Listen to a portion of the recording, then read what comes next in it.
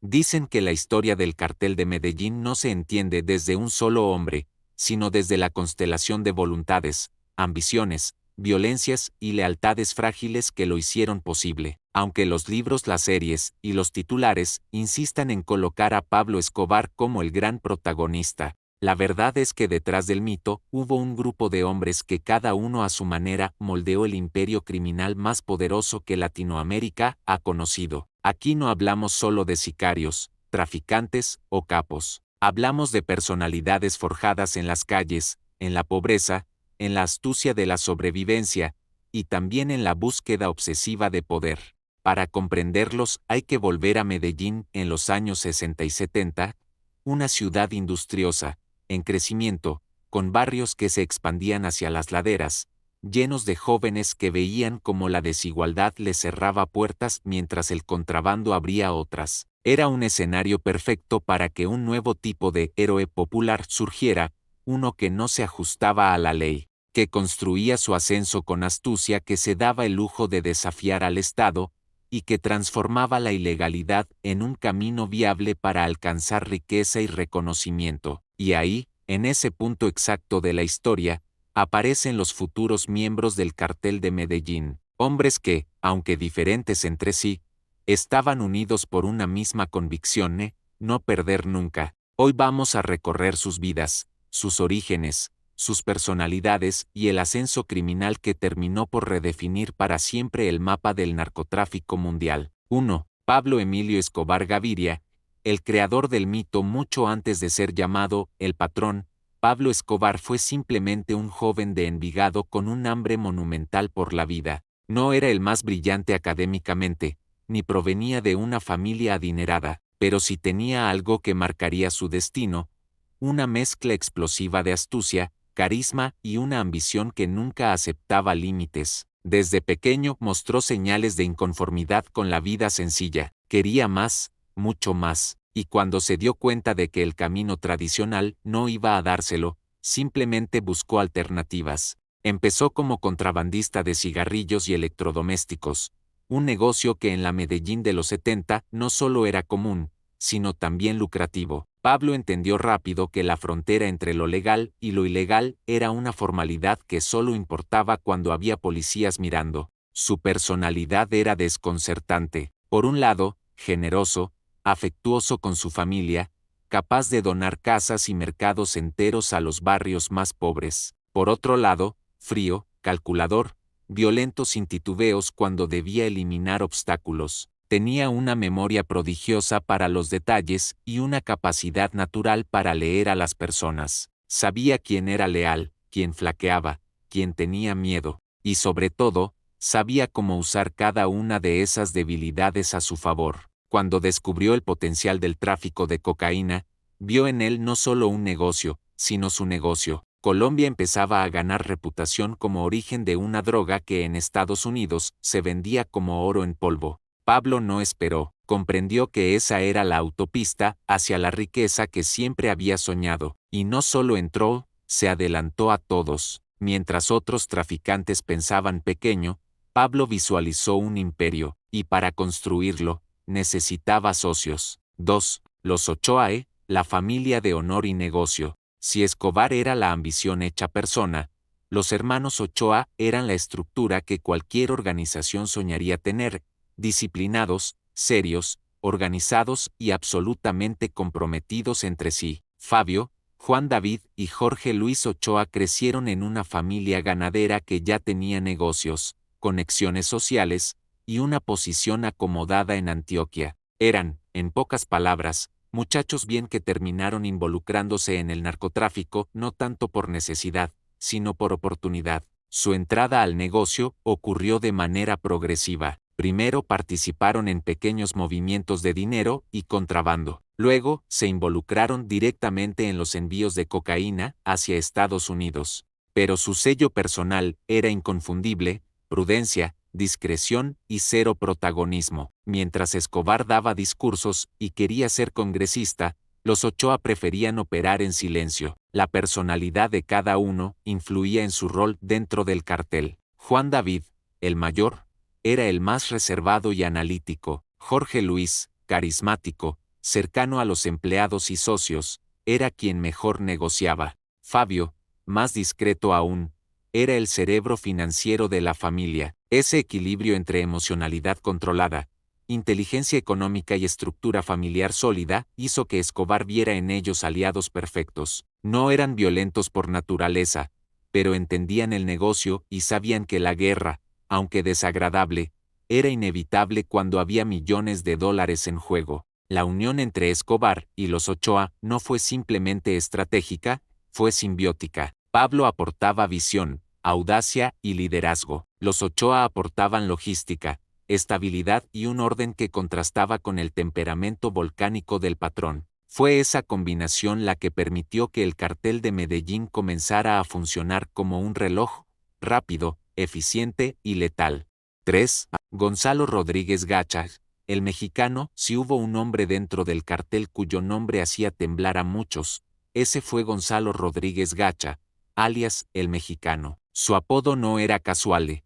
Desde joven había mostrado fascinación por la cultura mexicana, especialmente por sus charros, rancheras y la forma directa y violenta en que resolvían los conflictos. Gacha nació en Pacho, Cundinamarca, y su vida fue desde el inicio una lucha contra la pobreza. No tenía estudios superiores, pero sí un talento natural para los negocios y para la violencia. A diferencia de los Ochoa, quienes entraron al negocio por cálculo, Gacha lo hizo por supervivencia. Primero fue esmeraldero, en un mundo donde la muerte era parte del paisaje. Allí aprendió algo: el que dispara primero, vive; el que duda, cae enterrado en una mina. Cuando conoció a Pablo Escobar, encontró a alguien cuya ambición reflejaba la suya. Para Escobar, Gacha era perfecto, despiadado, resolutivo, absolutamente leal. Para Gacha, Pablo era la oportunidad máxima. Juntos fueron capaces de construir rutas,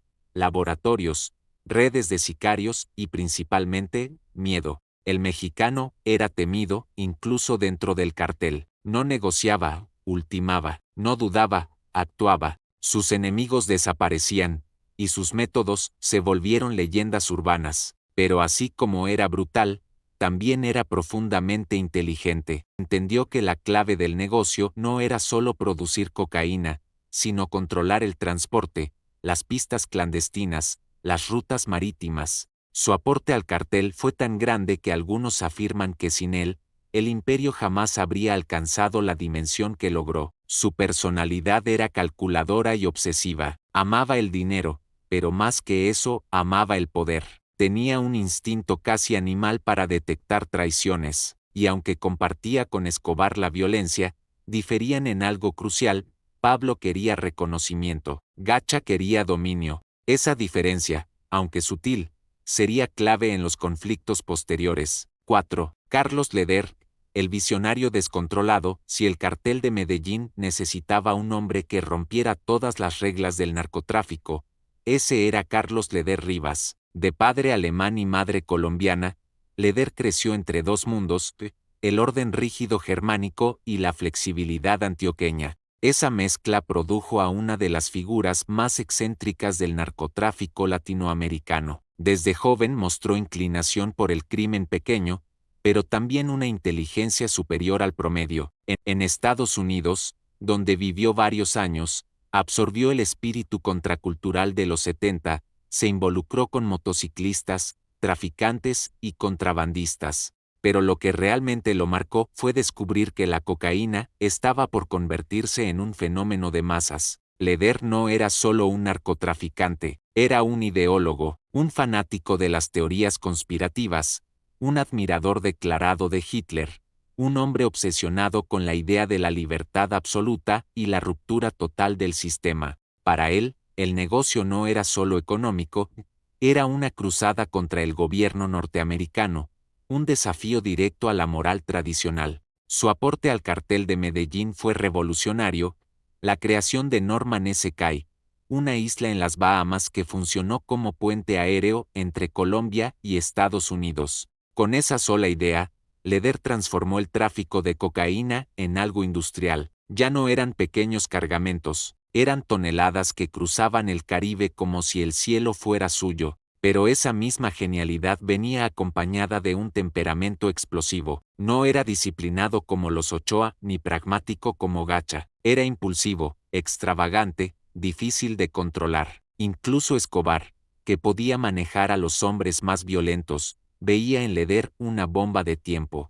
Y lo era. Sus discursos radicales, su exposición mediática y sus deseos de convertirse en una figura política terminaron generando tensiones dentro del cartel. Aún así, su legado es indiscutible. En términos de logística, Leder fue el arquitecto de la expansión internacional del cartel. 5. Griselda Blanco, la madrina del caos. Aunque no formó parte del núcleo principal del cartel, Griselda Blanco fue una figura influyente en los primeros años del narcotráfico colombiano. Muchos dirían que sin ella, el camino habría sido mucho más difícil para quienes vinieron después. Griselda era una mujer letal, temida por su capacidad para ordenar asesinatos sin pestañear y para manejar redes de tráfico cuando casi nadie se atrevía. Nacida en Cartagena pero criada en Medellín, la vida de Griselda fue violencia desde la infancia. Su entrada al crimen no fue gradual, fue total. Falsificación, hurto, contrabando, prostitución.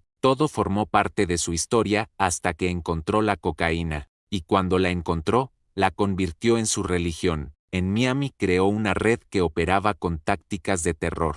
Su personalidad era radical, posesiva, vengativa, impredecible y brutal. Mientras Escobar construía una imagen de benefactor, Griselda se entregaba al exceso puro. Su influencia en los primeros años no solo abrió rutas, sino que mostró que la violencia podía ser un método para consolidar poder en el narcotráfico. Aunque Escobar y Blanco no trabajaron juntos de manera constante, ambos sabían que estaban construyendo el mismo imperio desde distintos ángulos, y en muchos sentidos, Griselda demostró que el narcotráfico no era exclusivo de los hombres. Ella fue un aviso temprano del caos que podía desatarse. En toda organización criminal, siempre hay alguien dispuesto a cruzar la línea que otros no se atreven a cruzar. En el cartel de Medellín, ese hombre fue John Jairo Velázquez, alias Popeye. Su entrada al cartel no fue por dinero, sino por devoción a Pablo Escobar. Desde el primer encuentro, Popeye quedó fascinado por la personalidad del patrón, la mezcla de poder, carisma y autoridad absoluta. Escobar, por su parte, vio en Popeye a un joven disciplinado, frío, obediente y capaz de ejecutar órdenes sin cuestionar. Y así fue. Popeye no era un sicario cualquiera, era un estratega de la violencia. Planificó secuestros, atentados, asesinatos selectivos y ataques terroristas. Tenía una capacidad impresionante para actuar sin miedo y sin culpa. Su personalidad era fría, casi mecánica. Para él, la moral era una construcción ajena al mundo donde se movía. Admiraba profundamente a Escobar y veía en él a una figura paternal. Esa lealtad absoluta lo convirtió en uno de los hombres más peligrosos del cartel. Popeye era el ejecutor perfecto, eficiente, discreto, implacable. Su rol fue clave en la época de guerra contra el Estado colombiano, y aunque Escobar tenía muchos hombres a su servicio, pocos tenían la influencia directa que tuvo Popeye en las operaciones más oscuras del cartel. El ascenso del cartel de Medellín no fue un golpe de suerte, fue un proceso planeado, nutrido por la combinación exacta de talento criminal. Escobar aportó visión, los Ochoa aportaron organización, Gacha aportó control territorial, Leder aportó expansión internacional, los sicarios como Popeye aportaron ejecución, y al unir esas piezas, el imperio surgió con fuerza imparable. Comenzaron con pequeños laboratorios en Antioquia, luego pasaron a complejas instalaciones en las selvas del Magdalena Medio. Entendieron que la clave del negocio no era solo producir cocaína, sino controlarla desde la hoja de coca hasta su entrega final en Miami, Nueva York o Los Ángeles. Construyeron pistas clandestinas, sobornaron policías, compraron políticos, infiltraron jueces, controlaron aeropuertos completos. Su estructura creció tanto que, para los años 80, el cartel movía hasta el 80% de la cocaína que llegaba a Estados Unidos. Pero ese crecimiento tuvo un precio. Con el dinero vino la guerra, con la guerra vino la muerte. Y con la muerte llegó el comienzo del fin. Si uno analiza a cada uno de estos hombres por separado, encuentra un rasgo dominante: ambición, violencia, inteligencia, fidelidad o crueldad. Pero si los analiza juntos, encuentra algo más: una mentalidad colectiva, un credo de supervivencia y dominio, una determinación férrea de ser intocables, una certeza absoluta de que podían desafiar a gobiernos y ganar. El cartel de Medellín no fue una suma de individuos, sino una máquina que se alimentaba de los talentos y defectos de cada uno. Como una hidra, cuando un tentáculo actuaba, los otros lo protegían. Es el resultado de múltiples factores: pobreza, desigualdad, corrupción, ambición, violencia, silencio social, un Estado débil, y un mercado norteamericano que devoraba cocaína como si fuese un combustible cultural. Pero, por encima de todo, es una historia humana, una historia de hombres que, cada uno desde su infancia, su contexto y su personalidad, encontraron en el narcotráfico una forma de existir, de sobrevivir y de dominar. Pablo Escobar, los hermanos Ochoa, Rodríguez Gacha, Carlos Leder, Popeye y otros tantos no fueron producto de la ficción, fueron producto de una Colombia que en ese momento estaba fracturada, y ellos, con sus decisiones, terminaron hundiendo al país en una violencia que aún hoy deja ecos.